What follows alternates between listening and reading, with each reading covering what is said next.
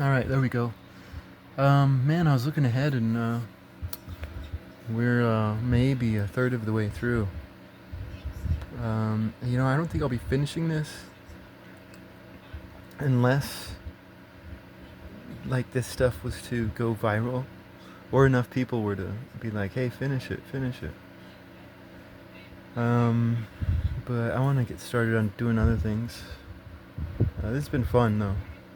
And I'll probably make maybe one or two more videos today. I don't know, we'll see. Um, but let us continue, I guess.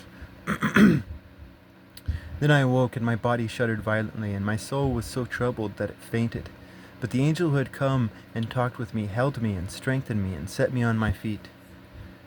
Now on the second night, Phaltiel, a chief of the people, came to me and said, where have you been, and why is your face sad?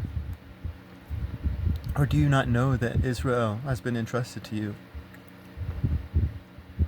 in the land of their exile? Rise therefore and eat some bread, so that you may not forsake us, like a shepherd who leaves his flock in the power of cruel wolves.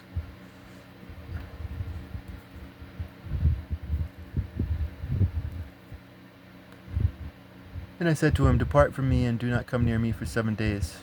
Then you may come near me. He heard what I said and left me. So I fasted 7 days, mourning and weeping as Uriel the angel had commanded me. And after 7 days the thoughts of my heart were very grievous to me again. And then my soul recovered the spirit of understanding, and I began once more to speak words in the presence of the Most High. And I said, O sovereign Lord, from every forest of the earth and from all its trees thou hast chosen one vine, and from all the lands of the world thou hast chosen for thyself one region. And from all the flowers of the world thou hast chosen for thyself one lily, and from all the depths of the sea thou hast filled for thyself one river, and from all the cities that have been built thou hast consecrated Zion for thyself, and from all the birds that have been created thou hast named for thyself one dove, and from all the flocks that have been made thou hast provided for thyself one sheep, and from all the multitude of the peoples thou hast gotten for thyself one people, and to this people whom thou hast loved, thou hast given the law which is approved by all.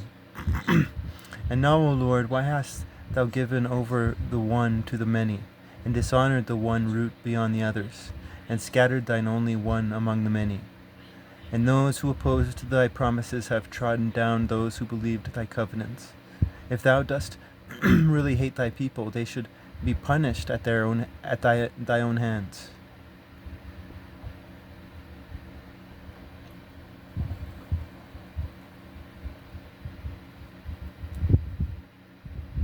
When I had spoken these words, the angel who had come to me on a previous night was sent to me, and he said to me, listen to me, and I will instruct you. Pay attention to me, and I will tell you more. And I said, speak, my lord. And he said to me, are you greatly disturbed in mind over Israel? Or do you love him more than his maker does?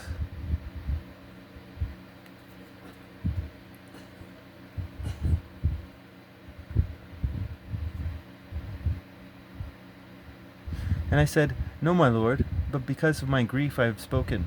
For every hour I suffer agonies of heart, while I strive to understand the way of the Most High, and to search out part of his judgment. And he said to me, you cannot. And I said, why not, my lord? Why then was I born? Or why did my mother's womb become my grave? That I might not see the travail of Jacob and the exhaustion of the people of Israel.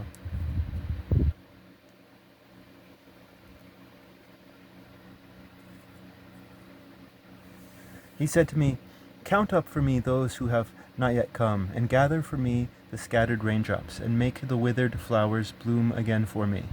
Open for me the closed chambers, and bring forth for me the winds shut up in them, or show me the picture of a voice, and then I will explain to you the travail that you ask to understand.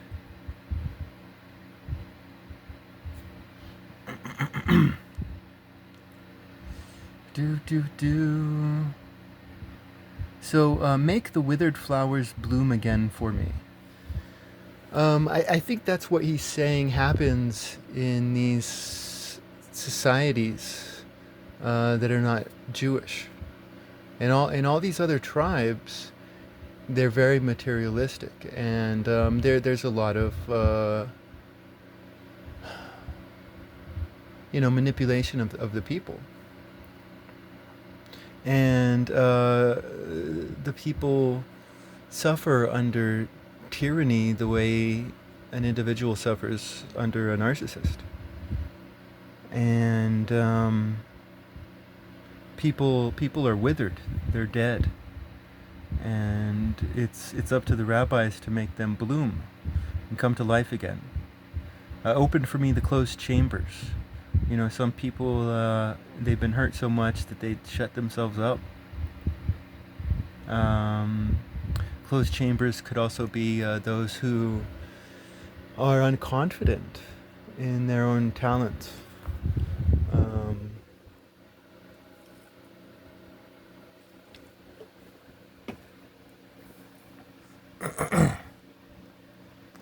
Bring forth for me the winds shut up in them.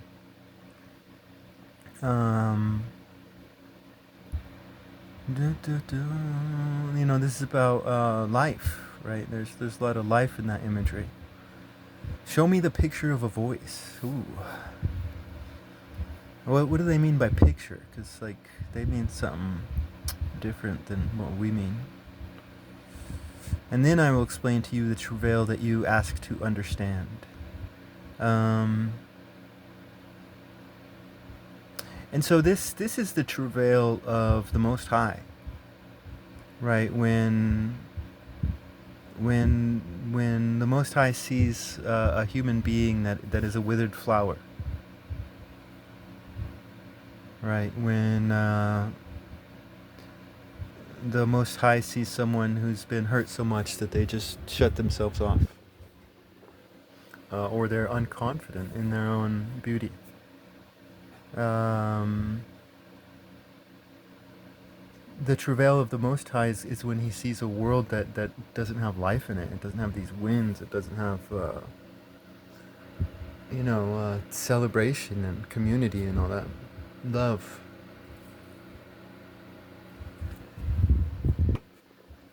Because everybody's so, busy all the time. And so I think he's explaining to him what the travail of the Most High is.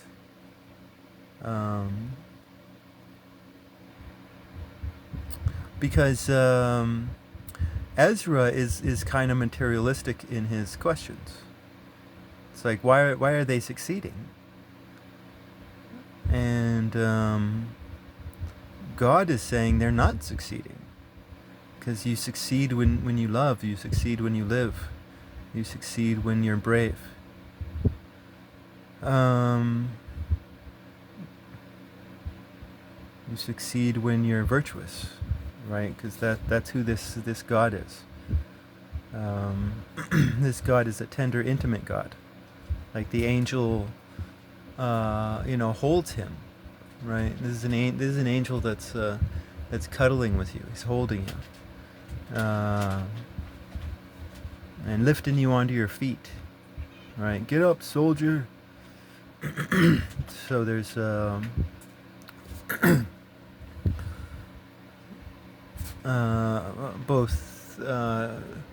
both tenderness and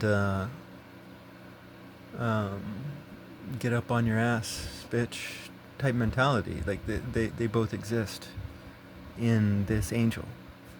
Both these personality traits, you could say. I think we went too far.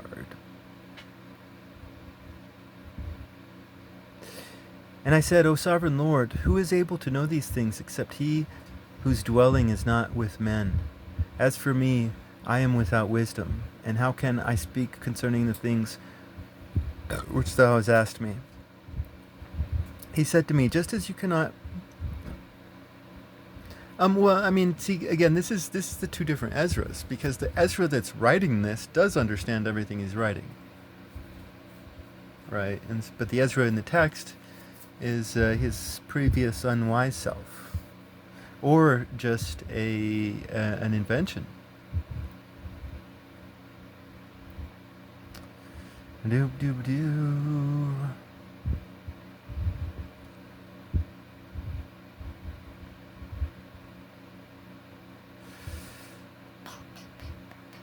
Just as you cannot do one of the things that were mentioned, so you cannot discover my judgment, or the goal of the love that I have promised my people. So he can't do any of these things, right? He apparently he doesn't know how to make the withered flowers bloom again, right? He doesn't know how to open up the closed chambers. And so he is a rabbi that is lacking.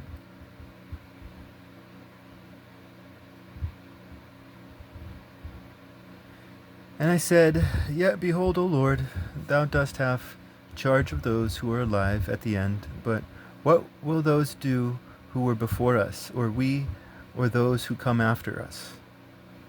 He said to me, I shall liken my judgment to a circle, just as for those who are last there is no slowness, so for those who are first there is no haste.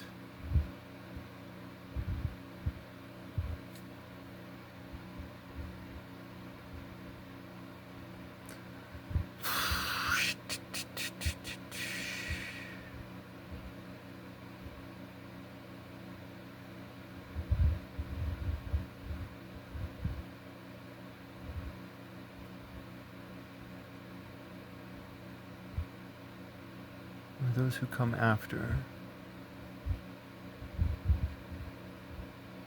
There is no slowness, there is no haste. I don't know, that's a weird one. Then I answered and said, Couldst thou not have created at one time those who have been, and those who are, and those who will be, that thou mightest show thy judgment the sooner? He replied and said to me, The creation cannot make more haste than the Creator, neither can the world hold at one time those who have been created in it. How hast thou said to thy servant that thou wilt certainly give life at one time to thy creation? If therefore all creatures will live at one time, and the creation will sustain them, it might even now be able to support all of them present at one time. He said to me, Ask a woman's womb and say to it, If you bear 10 children, why one after another? Request it therefore to produce 10 at one time. I said, Of course it cannot, but only each in its own time. He said to me, Even so have I given the womb of the earth to those who from time to time are sown in it. For as an infant does not bring forth, and a woman who has become old does not bring forth any longer, so have I organized the world which I created. Then I inquired and said, Since thou hast given me the opportunity, let me speak before thee. Is our mother, of whom thou hast told me, still young, or is she now approaching old age? He replied to me, Ask a woman who bears children, and she will tell you. Say to her, Why are those whom you have borne recently not like those whom you bore before, but smaller in stature? And she herself will answer you. Those born in the strength of youth are different from those born during the time of old age, when the womb is failing. Therefore, you also should consider that you and your contemporaries are smaller in stature than those who were before you, and those who come after you will be smaller than you, as born of a creation which already is aging and passing through the strength of youth. And I said, O Lord, I beseech thee, if I have found favor in thy sight, show thy servant through whom thou dost visit thy creation. Okay, there's just a lot of strange shit going on here. Um,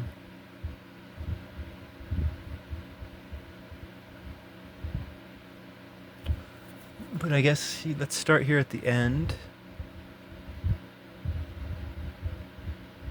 And there's this idea that as time goes on, people get smaller in stature.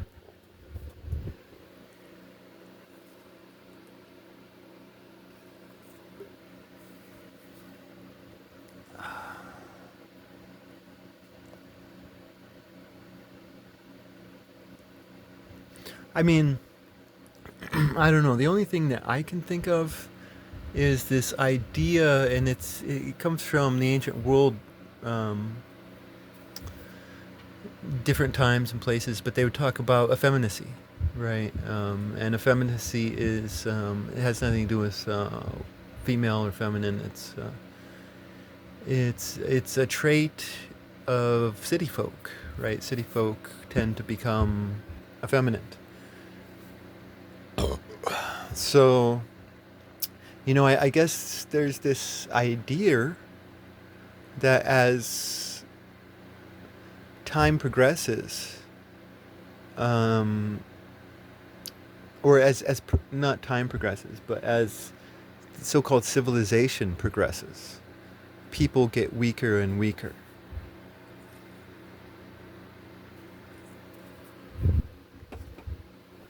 Um,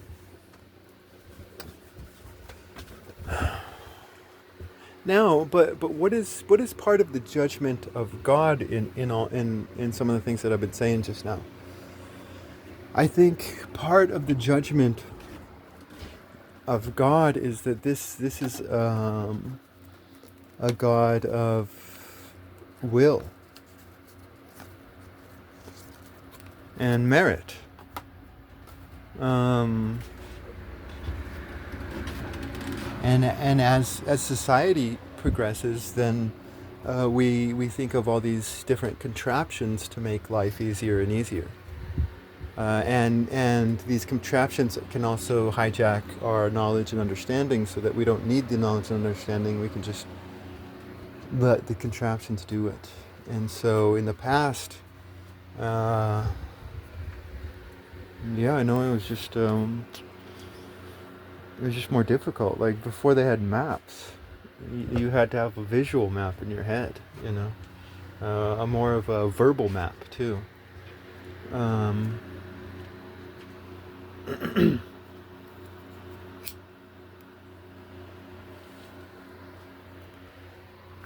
so I mean that's the type of God that I'm getting from. Again, this is totally not a polemic, because these ideas can be very explosive, right? And I don't want to be blamed for anybody's actions or behavior. This is just a book club. But what I'm totally seeing in this, as well as the Book of Everything, otherwise known as the Book of Enoch, he's like, the angels come down, let down ropes, and they're like, hey, go climb the ropes. The God of the Torah is a God of merit. And that's so contrasted to these aristocratic Phoenician gods, who are gods of accident, right? The accident of material wealth and the accident of birth. um, this is this is a god of merit. Again, like if you look at the Judges, the period of the Judges, I think, was the proper interpretation of Moses' law.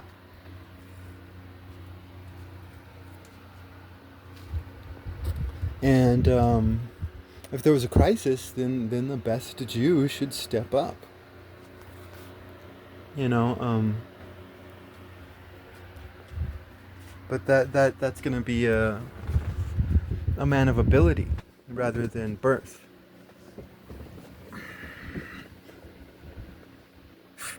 And so that's kind of what I'm seeing from some of the stuff that's happening now.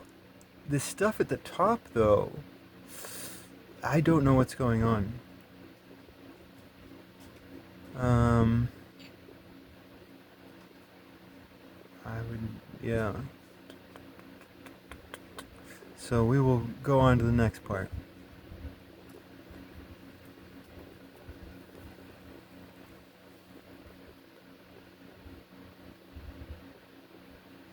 And he said to me, at the beginning of the circle of the earth, before the portals of the world were in place, and before the assembled winds blew, and before the rumblings of thunder sounded, and before the flashes of lightning shone, and before the foundations of paradise were laid, and before beautiful flowers were seen, and before the powers of movement were established, and before the innumerable host of angels were gathered together, and before the heights of the air were lifted up, and before the measures of the firmaments were named, and before the footstool of Zion was established, and before the present years were reckoned, and before the imaginations of those who now sin were estranged, and before those who were stored up treasures of faith were sealed.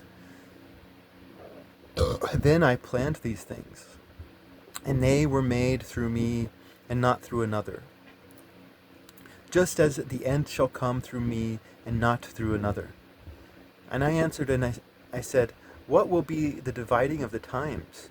Or when will be the first age and the beginning of the age that follows? And he said to me, from Abraham to Isaac, because from him were born Jacob and Esau, and from Jacob's hand held Esau's heel from the beginning.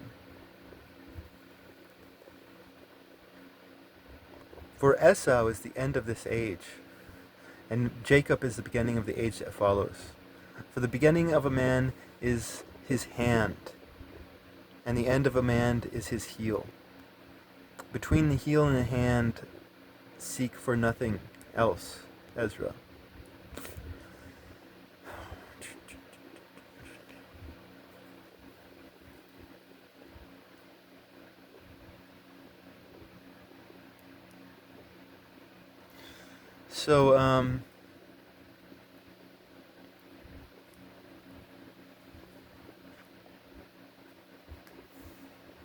So Esau, he was a hunter. You know, he was a man's man. I'm a man's man. And so at the end of the age, you're gonna have a lot of violent men.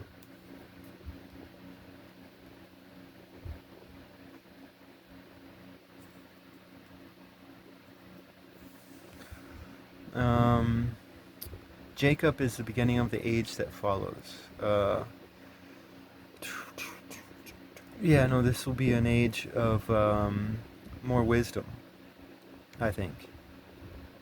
Um, I think this is an age that lacks wisdom. Um, I mean, this book itself is it kind of has a lot of Job type stuff in it. But there's times, and I think there are times coming up, maybe, um, when, and definitely times that have passed when, these so-called righteous people are just standing around and groaning, right? Um, and the author is just like showing us these images of these people groaning, and then God and the angels come in and pity their groanings, you know. Um, so there's a lot of just complete lack of ability to see. These people can't see themselves. Um, but here's one of the explosive ideas in all these books, not just this one, but Moses. It really does seem like that the God of these men give jurisdiction to good men and good women and good children. You know, if you love and you're decent and you love justice and mercy and just good old times, then you have jurisdiction. And of course, these writers are going to want to hide this message, because if people understood that that's what they're saying, then kings and governments would want to do away with these books. So of course they have to hide this. But that's totally what I'm seeing from this. It's like Jacob didn't he got what was his, right? He was able to get what was his. Um, and he was able, Jacob was able to subdue the wicked, right? Um, and so we're living in an age where the Esau's are in charge, according to this.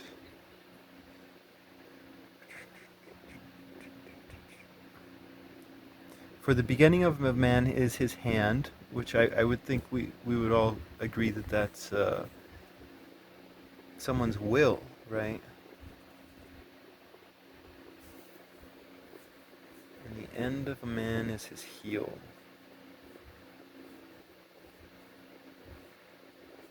Jacob's hand held Esau's heel. Right? You get that? This is this is the new age. This is the age to follow. In the age to follow, Jacob's hand will hold Esau's heel.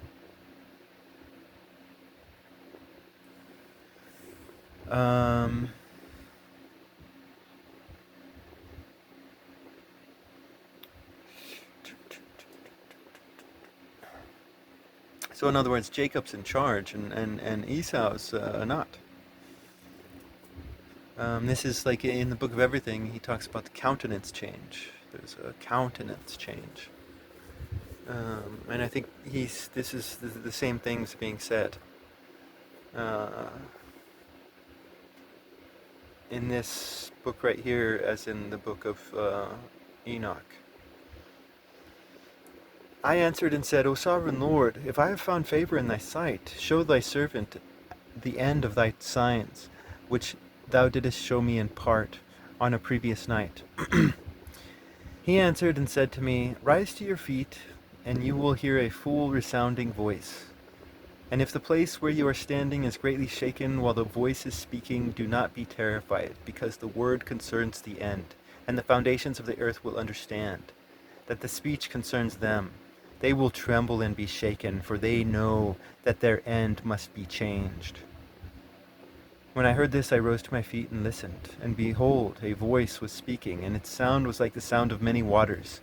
And it said, Behold, the days are coming, and it shall be that when I draw near to visit the inhabitants of the earth, and when I require from the doers of iniquity the penalty of their iniquity, and when the humiliation of Zion is complete, and when the seal is placed upon the age which is about to pass away, then I will show these signs. The books shall be opened before the firmament, and all shall see it together. Infants a year old shall speak with their voices, and women with child shall give birth to premature children at 3 or 4 months, and these shall live and dance. Sown places shall suddenly appear unsown, and full storehouses shall suddenly be found to be empty. And the trumpet shall sound aloud, and when all hear it, they shall suddenly be terrified. At that time friends shall make war on friends like enemies, and the earth and those who inhabit it shall be terrified, and the springs of the fountains shall stand still, so that for 3 hours they shall not flow. And it shall be that whoever remains after all that I have foretold to you shall himself be saved, and shall see my salvation and the end of my world. And they shall see the men who were taken up, who from their birth have not tasted death, and the heart of the earth's inhabitants shall be changed and converted to a different spirit. For evil shall be blotted out, and deceit shall be quenched. Faithfulness shall flourish, and corruption shall be overcome, and the truth, which has been long without fruit, shall be revealed. All right, we're almost at the end of our time here. What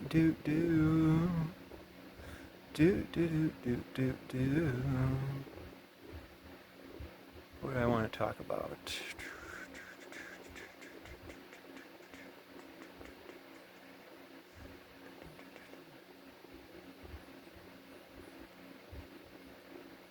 Sown places shall suddenly appear unsown, and full storehouses shall suddenly be found to be empty.